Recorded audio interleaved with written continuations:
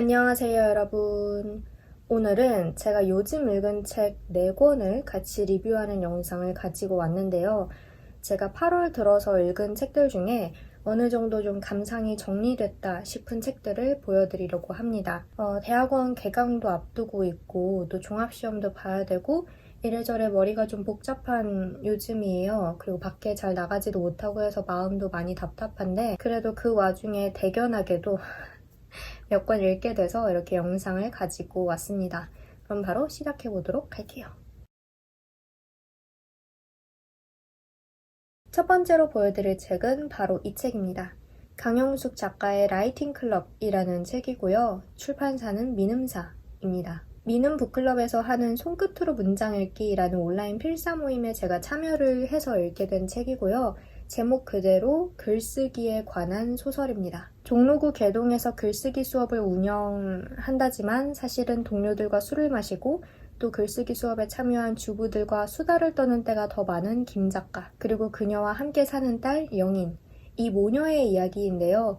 영인은 어렸을 때부터 작가가 되기를 꿈꾸고 또 끊임없이 무언가를 읽고 쓰지만 가난과 배고픔, 좌절과 분노 이런 것들 때문에 영 녹록치 않습니다. 이 책은 그런 영인의 학창시절부터 성인이 된 이후까지의 삶을 쭉 따라가고 있고요. 사실 이 책을 처음 골랐을 때 제가 기대했던 것들은 글쓰기를 통해서 삶이 나아지고 따뜻한 위로를 주고받고 또 웃음이 가득하고 이런 것들이었어요.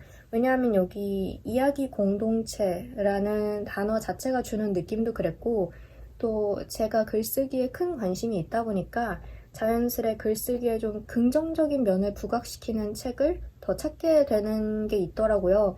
근데 이 책은 그런 저에게 이렇게 말을 하는 것 같았습니다. 너 그거 글쓰기를 너무 낭만화하는 거 아니니? 이 책은 영인의 지지부진한 삶의 이야기를 다루고 있어요. 끊임없이 글을 쓰지만 좌절하고 다시 일어나서 써보지만 쉽지 않고 돈을 벌기 위해 일하다가 지치고 글쓰기에 대한 환상과 낭만을 걷어내고 정말 날것의 현실을 보여준달까요? 마치 책 자체가 자조적인 웃음?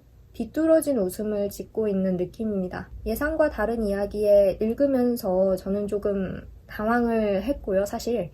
그리고 제가 아직도 얼마나 순진하고 낭만적인 시각으로 글쓰기를 바라보고 있었는지 이 책이 정말 제대로 깨달을 수 있게 해줬습니다. 그렇다고는 하지만 이 책에서 역시 궁극적으로 말하고 있는 것은 그럼에도 써보라 라는 게 아닐까 싶은데요.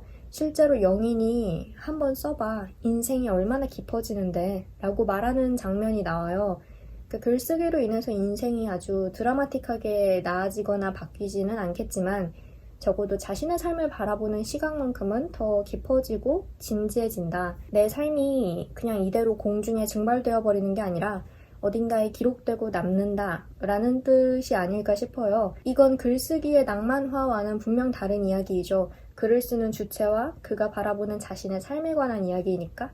그런 의미에서 이 책을 다 읽고 나서 저는 그래, 역시 쓸 수밖에 없겠다. 쓰고 싶은 이야기는 쓰고 살아야겠다라는 결론에 다시 한번 다다랐습니다. 그래서 이 책 무사히 완독을 해서 손끝으로 문장 읽기 미션도 모두 클리어를 했고요. 인스타그램에 인상 깊은 구절을 필사한 사진도 몇 장 올려뒀어요. 아마 보신 분들도 계실 텐데 네, 그렇습니다. 네, 이 표지 진짜 예쁘지 않아요? 여기 막 책장 좀 빈티지한 느낌의 책장인데 이 오늘의 작가 총서가 5권이 한꺼번에 같이 나왔어요. 동시에. 네, 이 표지 때문에 이 책에 제일 먼저 눈이 갔습니다.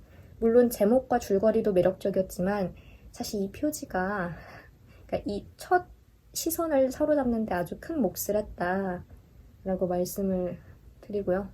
아무튼 네, 그래서 이 책을 완독을 했고 두 번째로 보여드릴 책은 바로 이 책입니다. 데프니 듀 보리의 작가의 레베카라는 책이고 출판사는 현대문학입니다. 제가 요즘 대학원에서 종합시험 준비를 하고 있어요. 그래서 전공도서를 위주로 읽고 그 외의 책은 분량을 나눠서 하루에 아주 조금씩만 읽고 있었습니다. 이 책도 원래 하루에 딱 50쪽씩, 더도 말고 덜도 말고 50쪽씩, 느리더라도 꾸준히만 읽자가 목표였는데 며칠 전 밤에 무려 400쪽을 한꺼번에 읽었고요. 이 책은 맨덜리라는 아름답고 거대한 저택을 배경으로 하고 있습니다. 주인공은 성인이 된 지 얼마 안 된, 그리고 원래는 어느 부인의 여행 동반자, 사실은 하녀에 가까운 일을 하면서 살아가던 어떤 여성이에요. 그런데 어느 날 호텔에서 맥심 드윈터라는 남자를 우연히 만나게 됩니다. 그는 얼마 전 사고로 아내 레베카를 잃고 방랑길에 오른 사람이었는데요. 나이차가 많이 남에도 불구하고 주인공은 드윈터 씨를 만난 지 얼마 안 돼서 사랑에 빠지고 마침내 드윈터 씨가 청혼을 해서 그의 집인 맨덜리라는 저택으로 향합니다. 하지만 주인공은 이 아름다운 저택에서 왠지 모를 불안을 끊임없이 느낍니다. 일단은 본인이 부자나 혹은 유서 깊은 가문 출신이 아니라는 사실을 계속 신경 쓰고, 무엇보다도 사망한 전 부인인 레베카의 흔적이 곳곳에 남은 맨덜리에서 이미 사망한 여성인 그 레베카를 끊임없이 의식을 해요. 주변 사람들이 그렇게 아름답고 당당했다던 레베카와 초라한 자신을 비교하면서 수군대는 것 같고, 남편인 맥심 드윈터도 레베카를 잊지 못하는 것 같고, 그리고 저택에서 일하는 사람들도 자신을 우습게 보는 것 같고, 그렇게 맨덜리에서의 위태로운 하루하루가 이어지다가 어떤 사건이 일어납니다. 이 책은 초판이 출간된 이래로 한 번도 절판된 적이 없다고 하는데요. 왜 그런지 알 것 같습니다. 정말 재미있어요. 사실 초중반에는 그렇게까지 진도가 빨리 나가지는 않았어요. 주인공이 맥심을 만나서 결혼을 하고 맨덜리에 발을 들이는 그 과정, 특히 맨덜리의 전체적인 모습과 분위기, 그 주변의 지리를 설명하는 데 이 책이 굉장히 공을 들이고 있거든요. 근데 중반 이후부터는 어떤 사건이 나오고 또 반전이 나오는데 그게 스위치를 탁 켜는 역할을 했습니다. 그때부터 이야기의 전개 속도가 굉장히 빨라지고 몰입도도 더 늘어나고 그야말로 무슨 악셀을 밟듯이 이렇게 치고 나가는데, 미스터리와 서스펜스 이런 것들도 한층 심화되고, 그렇게 숨가쁘게 달리다 보면 어느새 결말에 다다르는 그런 책이었고 정말 재미있었습니다. 그리고 이 책을 읽으면서 배운 것은 고딕 소설에서는 공간이 주는 분위기가 정말 중요하구나 하는 거였습니다. 사건도 물론 중요하지만 이 사건이 일어나는 공간 자체가 얼마나 상세하고 또 얼마나 생생하게 그려지는지에 따라서 특히 고딕 소설은 몰입도도 달라지고 전체적인 분위기도 많이 좌지우지 되겠다라는 생각이 들더라고요. 장면이 이렇게 눈앞에 확 펼쳐지는 것 같은 그런 느낌도 들었고요. 이 여름, 미스터리와 서스펜스, 극으로 치닫는 이야기, 꿀잼 소설 같은 거를 보고 싶으셨던 분들께 이 책 정말 강력하게 추천을 드리고 싶습니다. 세 번째로 보여드릴 책은 바로 이 책입니다. 20해의 폴짝이라는 책이고요. 출판사는 마음산책입니다. 이 책은 마음산책의 대표인 정은숙 대표님이 20명의 작가, 시인, 평론가들을 만나서 인터뷰한 인터뷰집인데요. 마음산책이 올해로 20회를 맞았다고 해요. 그래서 작가와 시인, 평론가들의 작품 활동과 또 작품 이야기와 더불어서 지난 20년의 세월도 돌아보고 있습니다. 작가 개인의 20년도 돌아보고, 그리고 한국의 출판 문학계의 20년도 같이 두루 살피고 있고요. 사실 이 책을 처음 샀을 때 제가 의도했던 바는 작가와 시인, 평론가분들의 열정을 엿보고 거기에 자극을 받아서 개강 전까지 열심히 쓰자라는 거였어요. 방학이 되면 좀 느슨해지는 게 있어서 개강 전에 다시 마음을 잡고 막판 스퍼트를 내고자 그랬던 건데, 막상 이 책을 읽으면서 새삼 생각을 한 것은 인스타그램에도 쓴 바 있지만 불같이 활활 타오르는 열정보다 일희일비하지 않고 늘 비슷한 온도를 유지하는 꾸준함과 성실함이 더 중요하겠다라는 거였습니다. 물론 열정과 야망을 가지는 것도 너무너무 좋지만 진짜 지치지 않고 오래오래 가게 만드는 건 책상 앞에 진득하니 앉아서 뭔가를 쓰려고 하는 것, 그리고 힘든 일이 있어도 무던히 회복하는 능력, 평상심을 유지하는 것, 이런 거겠더라고요. 이 책에서 많은 분들이 그런 이야기를 하시고, 그리고 사실 다 아는 건데 늘 잊고 살아요. 참 제일 어려운 일이죠. 어떤 일을 하든. 제가 평소에 관심이 있었고 또 작품을 인상 깊게 읽었던 작가님들도 많이 계셔서 정말 즐겁게 읽은 그런 책입니다. 그리고 인터뷰 내용도 내용인데 대화를 통해서 대표님과 작가님들 사이에 진심이 오가는 것이 느껴져서 그게 너무 마음이 따뜻해지더라고요. 그래서 평소에 문인들의 이야기가 궁금하셨던 분들과 더불어서 따뜻한 인터뷰, 진심이 오가는 인터뷰를 읽고 싶으신 분들께 이 책 한번 읽어보시라고 권해드리고 싶습니다. 저는 정말 마음이 따뜻해지는 느낌이었고요. 네, 그렇습니다. 마지막으로 보여드릴 책은 바로 이 책인데 굉장히 두껍습니다. 로이스 타이슨 교수의 비평이론의 모든 것이라는 책이고요. 출판사는 LP입니다. 제목 그대로 비평이론에 관한 책이에요. 정신분석 비평부터 시작해서 마르크스주의, 여성주의, 구조주의, 퀴어, 탈식민주의 정말 다양한 비평에 대한 설명이 실려 있고 독특한 점은 앞에는 이론에 대한 설명을 쭉 하고 그 뒤에 해당 비평이론을 바탕으로 위대한 개츠비를 분석하는 내용이 이어진다는 점입니다. 그리고 심화학습이라고 해서 추가적으로 작품 몇 개랑 거기에서 뽑아낼 수 있는 질문들도 제시를 하고 있고요. 말하자면 앞에는 이론, 뒤에는 적용 이런 구조로 책이 쓰인 거죠. 이 책은 비평이론 입문서입니다.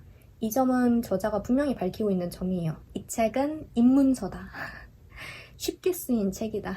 그간 너무 헷갈리고 진입장벽이 높게만 느껴졌던 비평이론을 학생들이 좀 더 쉽게 이해할 수 있도록 발판을 마련해주는 그런 책이라는 거죠. 이 책이 이론에 대한 모든 내용을 말해주는 건 아니지만 심화 작업에 들어가기에 앞서서 읽어보면 분명 도움이 될 그런 내용들을 두루 담고 있고요. 저도 읽으면서 정말 많은 것들을 배울 수 있었습니다. 이 책을 갑자기 왜 읽었느냐 하면 종합시험 때문입니다. 말씀드렸다시피 시험을 준비하고 있고 참고 도서로 읽으라고는 했지만 사실 제가 예전에 이미 사둔 책이기는 했어요. 제가 비평이론 혹은 문학이론에 대해서 아는 게 아무것도 없는 상태에서 갑자기 대학원에 들어가다 보니까 너무 무섭더라고요. 강의 때 쏟아져 나오는 그 수많은 개념과 용어들이. 그래서 입문서라고 하는 이 책을 언제였지? 첫 학기였나? 두 번째 학기? 첫 학기였던 것 같은데 아무튼 언젠가 사뒀었는데 이번 기회에 좀 제대로 처음부터 끝까지 읽어볼 수 있었고요. 그리고 놀랐던 점은 은근히 재미있다라는 겁니다. 그러니까 그간 들어보기만 하고 내용은 몰랐던 수많은 것들에 대해서 드디어 알게 됐고 자세히까지는 아니지만 어쨌든 아주 기본적인 내용들은 알게 됐고 중요한 건 그 내용을 제가 어느 정도 이해를 하면서 따라갔다는 것. 제가 대학원에서 전공도서를 읽으면서 가장 절망스러웠던 게 이해가 안 된다는 점이었어요. 아시죠? 분명 다 아는 단어들인데 얘네가 이어져 있는 이 문장을 막상 읽어보면 당최 무슨 말인지 모를 그런 것들. 그래서 너무 절망스러웠고 제가 세상에서 제일 가는 바보가 된 줄 알았는데 이 책을 읽으면 이해가 가요. 물론 어려운 부분들이 있죠. 이해가 안 가는 부분들도 많은데 그래도 그만큼 이해가 가는 부분들도 많다는 거. 그래서 다른 전공도서들에 비해서 읽으면서 비교적 흥미를 느낄 수 있었고 위대한 개츠비라는 익숙한 텍스트를 적용해서 다시 한번 설명을 해주니까 그것도 흥미로웠습니다.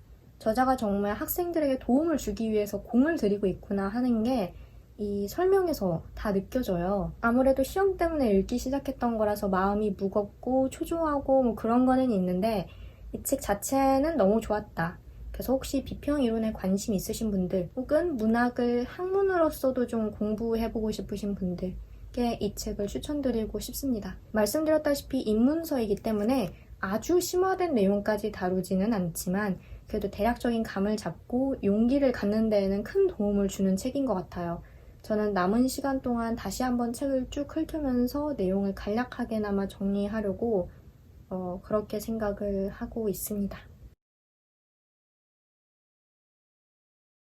네, 이렇게 해서 오늘은 제가 요즘 읽은 책 4권을 간단하게 리뷰해봤는데요.